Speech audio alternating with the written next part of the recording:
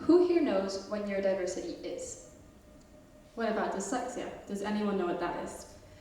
Though most people here could admit that they do have an idea, we can all say that this wasn't taught in school 10 years ago. Though it is now recognized more than ever before, we are still one small community and a big world, and not everyone has the full understanding of what these words mean. Hi, my name is Rafaela. And my name is Anna, and we both have dyslexia. Dyslexia is a type of neurodivergency characterized by difficulties in writing, reading, spelling, and anything that has to do with linguistic comprehension. Though this is a very concrete definition, both Anna and I didn't actually know what dyslexia was until much older. Why did no one our age understand? Why do people still don't know what neurodiversity is? According to the European Dyslexia Association, between 9 and 12% of Europeans had dyslexia or another form of learning difficulties, and in Europe, dyslexia is one of the most common learning difficulties. Growing up in such an inclusive school, we've had a lot of luck with our learning, but things weren't always the way they were. We would have challenges, and teachers didn't always know what to do to help us. There's a big misconception about dyslexia, which is that we can't read, which is not true. To this day, the education system and teachers still don't have a full understanding of what these words mean and how to help the children with dyslexia and learning difficulties in their classes. Teachers typically characterize these children as being lazy or easily distracted or immature, or they simply ignore the problem altogether, but simply we just aren't getting the help that we need. Defining a child by their weaknesses and challenges instead of bringing them up could really hurt their self-esteem and challenge them as learners. And sadly, this is an experience many dyslexic people have had to experience before. When teachers and educators around the world do not know how to support us, we start not wanting to go to school as the help isn't provided for us. This could lead us to start failing classes or just have a bad stigmatization about school. Sadly, this both has happened to us. Dyslexia is hereditary, meaning it is passed down through our DNA, but that does not mean that just your parents have to have dyslexia. It could be a grandparent, aunt, uncle, or distant family member. If your sibling has dyslexia, you do have a higher chance of having dyslexia, and according to some studies, there is a 40% chance of you having it. Both Anna and I have had a negative school experience prior to coming to Luxembourg. All to say, we would be separated from classes, Called names, been bullied, made fun of, left out, and overall people just didn't understand why we couldn't do simple tasks like reading and writing the normal way. Simply, we just weren't getting the help that we needed, and unfortunately, people do still have this mindset. Every children and adults alike learn differently with different brains. Just like how some kids learn how to talk before learning how to walk and some the other way around. But you wouldn't call a child stupid if they learned how to walk before learning how to talk. Dyslexia can vary from hardly noticeable symptoms to quite difficult challenges along a spectrum.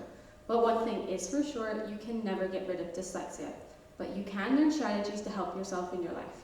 All dyslexic people are not the same. Some will be good at things and some will be bad at things. For example, I love to play music. I don't. I love math. I don't. But I don't mind to read aloud. And I hate to read aloud. And we both love to listen to music when studying and know people who hate it. All to say, just because I still have trouble spelling does not mean I'm stupid. Yet I still had that mindset when I was younger.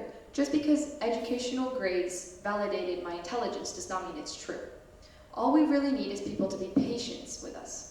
Those with dyslexia experience things differently, like mixing up sounds and letters is very common, like P, B, and D, for example, and even mixing up all the vowels. But what people need to understand is that though someone with dyslexia may find these things difficult, that does not mean we are helpless. With dyslexia being brought up more and more, adults in their 30s or 40s are starting to realize that they have dyslexia. And this is why we should work on building a sense of community. Yes, dyslexia and other learning difficulties still impact us as adults. But now what? Now that we've talked about the problem, what are things that we can do to help? Our best advice is encouragement. Keep encouraging your children. A small thing for you could be such a big achievement for them, and recognizing every small step can make the biggest difference. Patience. Patience works magic. My mother read me the Harry Potter books out loud because it was too complicated for me to read by myself. Though it was tedious for her to have to read it aloud, she knew I was thankful to be able to read along to it, and that allowed me to socialize with other kids my age. It doesn't take much to be considerate when my learning support teacher would read the class books with me. Another thing that sounds super easy but is often looked over is finding different strategies. There's no point in using the same old strategy over and over again if it doesn't work. Try encouraging the use of different senses, like using sand to write letters or even creating words out of something edible. Like that time I learned how to write the word because using whipped cream. That encouraged my brain to use other senses and other methods to remember words. All to say, the old traditional way of teaching doesn't work for every student. Every child, dyslexic or not, should have the opportunity to learn in whatever ways helps them, and those with dyslexia should have the same opportunities in the class as those who are neurotypical, They should be happy to go to school. to feel confident in their classes. And in general, people should not start looking at children with their weaknesses, but characterizing them with their strengths. We think outside the box, We're compassionate. and we are open-minded. Mistakes don't define us. And we should work towards an inclusive society who is able to work with different learners. Instead of hiding it. Let's teach our future generations to embrace our neurodiversities. Thank you.